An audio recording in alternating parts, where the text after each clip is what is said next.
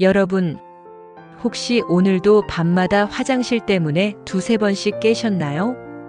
깊이 자던 중간에 억지로 일어나 화장실을 다녀오고 다시 잠들지 못해 뒤척이다가 결국 새벽을 맞이하는 일. 특히 60대 이상인 분들에게는 너무도 익숙한 현실입니다. 그런데 더 무서운 사실은 이게 단순히 불편함만의 문제가 아니라는 점입니다. 의학 연구에 따르면 밤마다 화장실에 가는 습관은 단순히 수면의 질을 떨어뜨리는 데 그치지 않고 낙상사고, 기억력 저하, 우울증, 심지어 치매 위험까지 높이는 것으로 나타났습니다. 실제로 야간뇨가 있는 분들은 없는 분들보다 삶의 만족도가 현저히 낮고 사고 위험은 몇 배나 더 높습니다. 오늘 이 영상을 클릭하신 건 아마도 더 이상 이 문제를 그냥 참고 넘기고 싶지 않아서일 겁니다. 정말 잘하셨습니다. 오늘 제가 알려드릴 내용을 끝까지 들으신다면 오늘 밤부터 여러분의 잠은 달라질 수 있습니다. 그리고 무엇보다 중요한 건 이 내용들이 약을 쓰지 않고도 생활 속에서 바로 실천 가능한 방법이라는 겁니다. 실제로 60대 이후에 가장 많이 듣는 하소연이 바로 통잠 자고 싶다는 말입니다. 밤에 화장실 다녀오고 나면 다시 잠이 안 와요? 낮에는 계속 졸리고 작은 일에도 짜증이 나고 몸이 무겁습니다. 여러분도 혹시 지금 고개를 끄덕이고 계신가요? 그렇다면 이 영상이 반드시 도움이 되실 겁니다. 그럼 왜 이런 일이 생길까요? 많은 분들이 단순하게 생각하세요. 물을 많이 마셔서 그렇지 뭐. 나이 들면 다 그런 거 아니겠어? 하지만 실제로는 그렇게 간단하지 않습니다. 먼저 우리 몸의 호르몬 변화 때문입니다. 젊었을 때는요, 정말 신기할 정도로 몸이 알아서 잘 조절해줍니다. 밤이 되면 항이뇨 호르몬이라는 물질이 나와서 소변 생성을 줄여줍니다.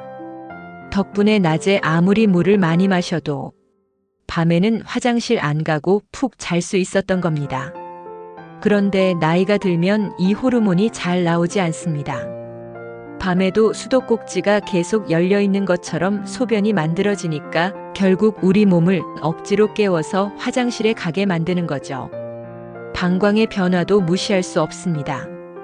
예전에는 방광이 커다란 풍선처럼 늘어나 소변을 넉넉히 담을 수 있었는데 지금은 탄력이 떨어져서 조금만 차도 꽉 찼다고 신호를 보냅니다.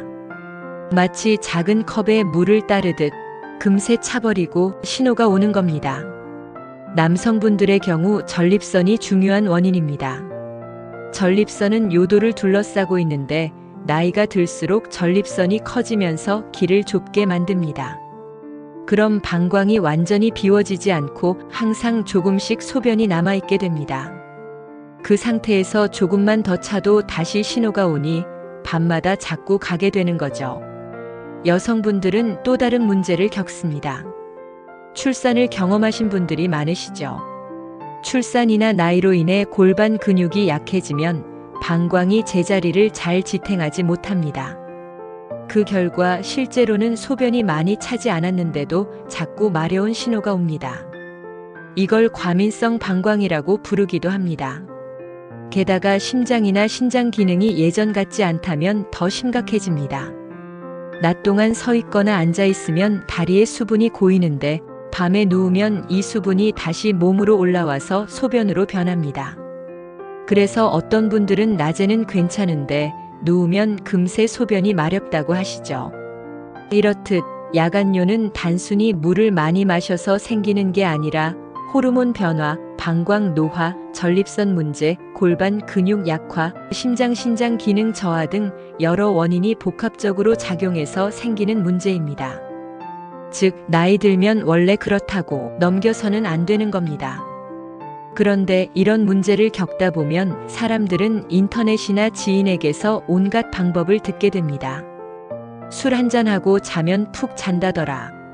특정 차나 약초를 달여 먹으면 효과가 있다더라. 그냥 습관이니까 억지로 참다 보면 나아진다더라. 하지만 여러분, 이런 방법은 조심하셔야 합니다. 술은 처음에는 잠을 빨리 오게 만드는 것 같지만 사실 수면의 질을 떨어뜨립니다. 밤에 더 자주 깨고 더 얕은 잠만 자게 됩니다. 결국 다음날 더 피곤해지는 거죠. 근거 없는 한약재나 차는 오히려 간이나 신장에 부담을 줄 수 있습니다. 특히 나이가 들수록 간신장 기능이 약해지는데 잘못된 민간요법은 독이 될 수 있습니다. 그리고 억지로 참는 것도 위험합니다. 방광을 무리하게 참으면 오히려 방광 근육이 더 약해지고 기능이 손상될 수 있습니다. 즉, 민간요법이나 무리한 습관으로 해결할 문제가 아니라는 겁니다. 그렇다면 어떻게 해야 할까요? 여러분이 당장 오늘 밤부터 실천할 수 있는 과학적으로 검증된 방법들을 알려드리겠습니다. 첫째, 저녁 수분 관리입니다. 낮에는 물을 충분히 드셔야 합니다. 하지만 저녁 6시 이후에는 물, 국물, 과일, 술 같은 건 최대한 피하셔야 합니다. 나는 국물 많이 안 먹는데 하시는 분들도 계시지만 실제로는 몇 숟갈만으로도 큰 차이가 납니다. 저녁 식사 후 과일로 마무리하는 습관도 낮으로 옮겨보세요. 분명 큰 변화가 있을 겁니다. 둘째, 다리 올리기 습관입니다. 저녁 식사 후 TV를 보실 때 다리를 심장보다 높게 두는 겁니다. 소파에 앉아 다리를 올리거나 침대에 누워서 쿠션을 다리 밑에 깔아두시면 됩니다. 이렇게 20-30분만 해도 낮에 다리에 고였던 수분이 분산되면서 밤에 소변으로 몰리는 걸 막아줍니다. 셋째, 자기 전 화장실입니다. 마렵지 않아도 꼭 다녀오세요. 조금이라도 남아있으면 밤새 새로 만들어지는 소변과 합쳐져 금세 꽉 차게 됩니다. 그래서 반드시 비우고 주무셔야 합니다. 넷째, 수면 환경 정리입니다. 핸드폰은 절대 침대 옆에 두지 마세요. 화면 불빛은 뇌를 깨우고 수면 호르몬을 방해합니다. 조명은 어둡게, 방은 조용히 편안한 환경을 만들어야 합니다. 다섯째, 자다 깼을 때 습관 고치기입니다. 밤에 깼다고 무조건 화장실 가시면 안 됩니다. 정말 방광이 꽉 찬 느낌인지 참을 수 없는 상태인지 먼저 확인하세요. 대부분은 그냥 잠이 얕아져서 깬 겁니다. 그럴 때마다 화장실을 가면 우리 몸은 깨면 무조건 가야 한다라고 학습해버립니다. 반대로 참는 습관을 들이면 아, 밤에는 덜 만들어야 하는구나 하고 적응합니다. 이 5가지 습관을 지키면 정말 많은 분들이 변화를 경험합니다. 어떤 분은 저녁마다 국물 음식을 줄이고 잠들기 전 반드시 화장실을 다녀오는 습관만 들였는데 한 달 만에 밤에 깨는 횟수가 절반으로 줄었다고 하십니다. 또 다른 분은 다리 올리기를 꾸준히 하면서 핸드폰을 침대에서 멀리 두기 시작했는데 몇 주 만에 밤마다 3번 깨던 게 1번으로 줄어들었다고 말씀하시더군요. 이렇듯 특별한 약을 쓰지 않아도 작은 생활 습관만으로도 삶이 달라질 수 있습니다. 물론 생활 습관만으로 해결되지 않는 경우도 있습니다. 만약 밤마다 2번 이상 깨는 게 일주일 내내 반복된다면, 낮에도 소변 문제가 계속된다면, 몸이 자꾸 붓고 손발이 퉁퉁 붓는 증상이 나타난다면 그때는 반드시 병원에 가셔야 합니다. 병원에서는 간단한 검사로 원인을 알 수 있고 초기에 잡으면 약물로 충분히 좋아질 수 있습니다. 하지만 미루면 돌이킬 수 없는 손상을 입을 수도 있습니다. 조금 불편하다고 그냥 참는 것은 가장 위험한 선택입니다. 여러분, 야간뇨는 단순히 불편한 문제가 아닙니다. 삶의 질을 떨어뜨리고 건강까지 위협할 수 있는 중요한 신호입니다. 하지만 희망적인 건 오늘 알려드린 생활 습관 5가지만 지켜도 대부분은 눈에 띄게 좋아질 수 있다는 겁니다. 오늘 밤부터 하나만이라도 실천해 보세요.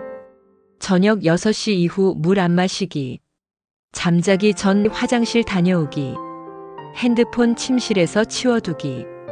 이 중 하나만 시작해도 분명 변화를 느끼실 수 있습니다. 이 영상이 도움이 되셨다면 구독과 좋아요 꼭 눌러주시고 부모님이나 지인들에게도 공유해주세요. 여러분의 건강이 곧 가족의 행복입니다. 오늘 밤은 반드시 편안한 밤이 되시길 바랍니다.